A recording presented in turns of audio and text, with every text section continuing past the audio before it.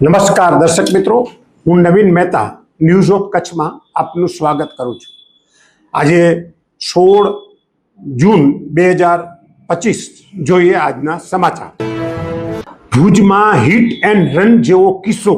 ભુજના railway station પાસે footpath ઉપર શ્રમજીવીઓને અજાણ્યા વાહને અડફેટે લેતા 4 વ્યક્તિઓને હોસ્પિટલમાં સારવાર માટે દાખલ કરાઈ।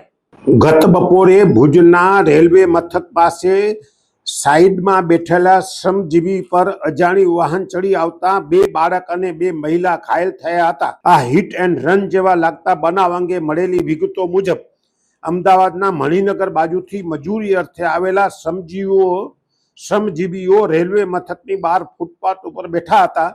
ત્યારે ગત બપોરે 4:30 વાગ્યાના અરસામાં એક અજાણ્યું વાહન તેઓ પર ચડાવી દેતા 3 વર્ષનો કબીર રાજુભાઈ બારોટ, 1 વર્ષના હેપી પ્રકાશ બારોટ અને 60 વર્ષીય મહિલા નીમાબેન રાજુભાઈ બારોટ તથા 26 વર્ષના સરલાબેન પ્રકાશ બારોટ ઘાયલ થયા હતા અને તેમને સારવાર અર્થે ભુજની જીકે જનરલ હોસ્પિટલમાં ખસેડાતા આ અંગે વિગતો હોસ્પિટલની પોલીસ ચોકીમાં જાહેર કરાઈ હતી। મોહસિન હિંગોરજા અને મોહમ્મદ લાખા સહિત સામાજિક કાર્યકરોએ ઘાયલ શ્રમજીવીઓને મદદે આવ્યા હતા।